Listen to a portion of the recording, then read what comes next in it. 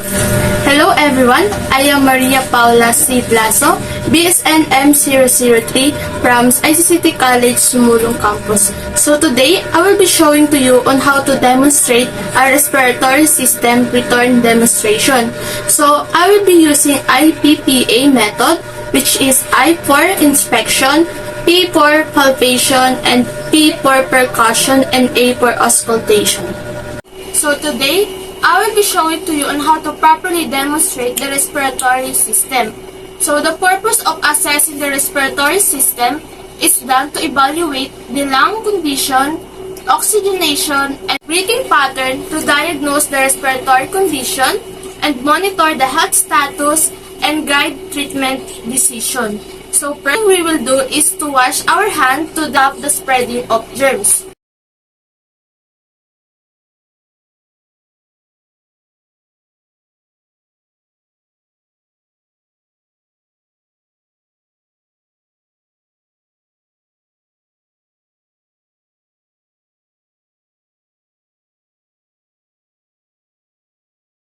Then next is I will prepare the materials to minimize any delay. So reading the patient chart, it helps to gather the pertinent medical record and understand the current complaint. Ma'am, good evening. I am Maria Paula C. Blaso, the student nurse for today. So, greeting the client and introducing yourself, it helps to establish the client trust. So, ma'am, may I see your wristband and please dictate your name and birthday? Jaika Leido, September 19, 2008. Okay po, ma'am. So, identifying the client, it helps to carry out the procedure. So, ma'am, gagawin po natin ngayon is a-assess ko po ang inyong respiratory system, wherein ang i-assess ko po is yung lungs niyo po and yung breathing niyo po. Kung meron po bang abnormality sa breathing niyo or maayos po ba yung pag-function ng lungs niyo. Also po, ma'am, mamaya magpapalit po kayo ng damit into patient gown para po mas ma-assess ko po ng maayos yung front and back niyo po.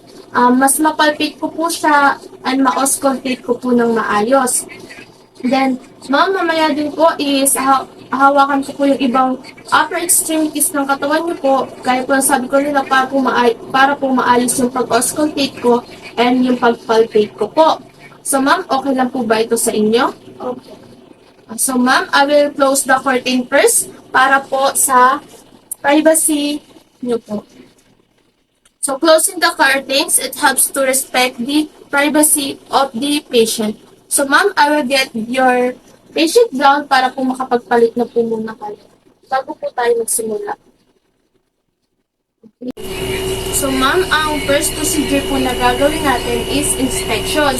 Kukuhaan ko lang po kayo ng respiratory rate and oxygen level po. Then, i-assess ko po i-inspect ko po yung breathing niyo po, kung regular or irregular po ba, kung gano'n po ba ito kalalim or mababaw po ba ito. So, ma'am, kunin ko muna po kayo ng oxygen level. Ma'am, yung kamay niyo po.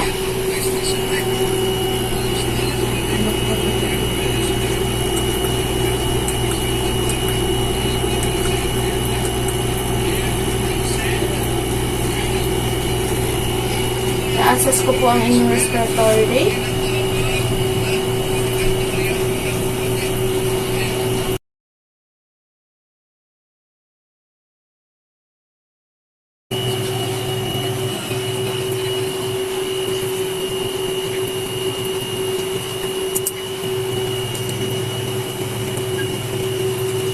So, ma'am, next one is the depth breath of the patient.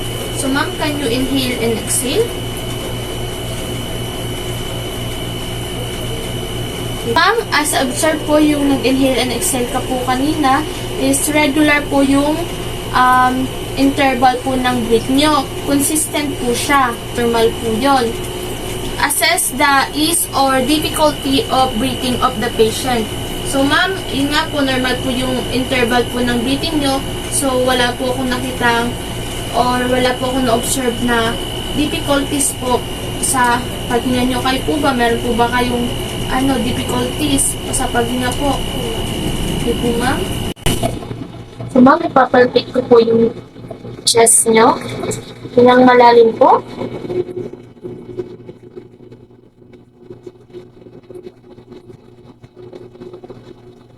Okay po. So ma'am, next po is ipapatwid ko po ang bukod niyo. Ma'am, tuwing lalapat po yung kamay ko, pwede niyo po bang sabihin 99? 99. 99. 99. 99. 99. 99. So ma'am, ang next po na gagawin natin is percussion.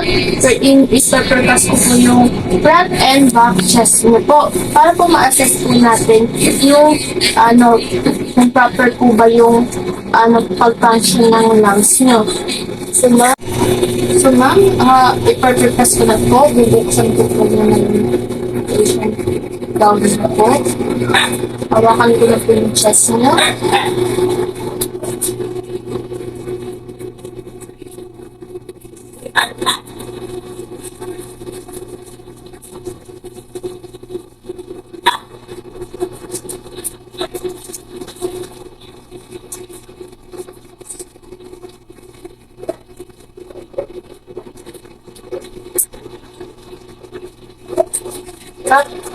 Ma'am, yung ipe-percuss ko naman po is yung back part niyo po.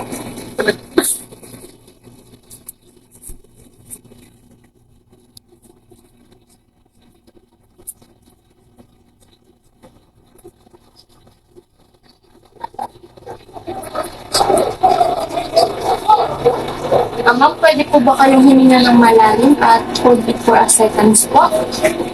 Okay po.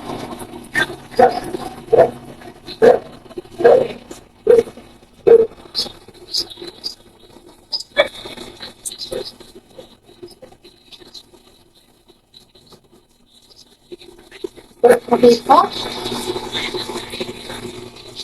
So ma'am, ang next po na procedure na gagawin natin is auscultation. Dito po is gagamit po ako ng stethoscope para po pakinggan yung lung sounds niyo po.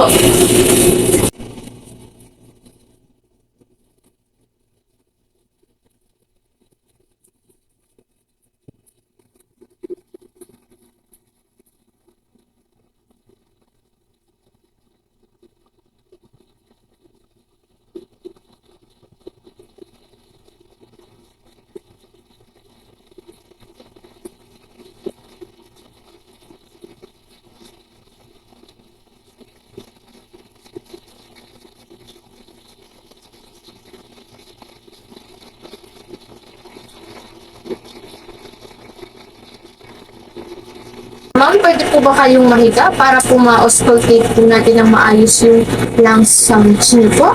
Opo.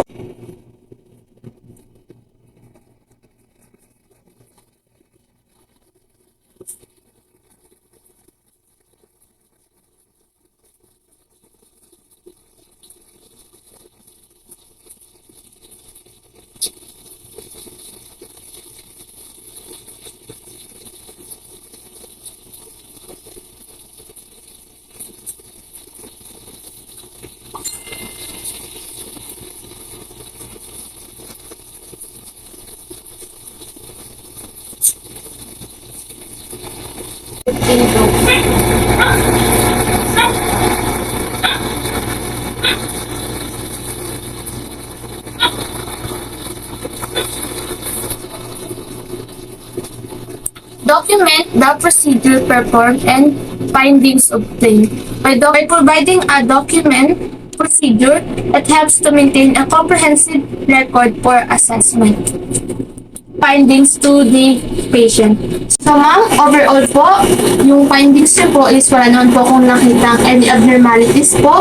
Lalo na po sa lungs niyo po, maayos naman po yung pag-function. Then sa breathing pattern niyo po, all normal po. Then yung in-auscultate ko po yung chest niyo, yung sa lungs niyo po, so wala naman po akong narinig na any abnormal sounds. Then sa sa RR niyo po, yung RR niyo po is 14 beats per minute. Then yung oxygen level niyo po is 97, which is normal po. Then, yung sa ano nga po, paghinga niyo po, during inspiration and expiration, maayos naman po siya. Then, so, wala naman po kung any abnormalities na nakita, wala naman po kayong difficulties when it comes po sa breathing. So, basically po, overall is normal po. So, explaining the findings to the patient, it poster as self-centered. So, provide the health education to the abnormalities of findings. So, ma'am, as I said earlier po, wala naman po ako nakitang any abnormalities. Lahat po ay normal. So, ang ano ko lang po is maintain niyo po yung healthy lifestyle niyo and exercise po. Giving the patient health education, it promote the self-care of the patient.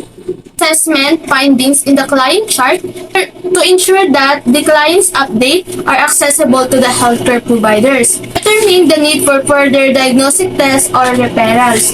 So ma'am, kung meron po kayo any concern po or gusto niyo po magpa-take po ng another diagnostic test po, pwede po kayong lumapit sa mga healthcare providers natin. To facilitate further evaluation or treatment as needed. Schedule follow-up appointment as necessary. So ma'am, if may nararamdaman po kayong kakaiba po sa paghinga nyo po, kung nahirapan po kayong huminga or may nararamdaman po kayo sa lungs nyo, is bumalik na lang po kayo dito, magpa-schedule po kayo ulit na another appointment po para po matingnan po natin at ma-assess po natin ulit. To ensure ongoing monitoring to the patient condition, dispose any use of equipment.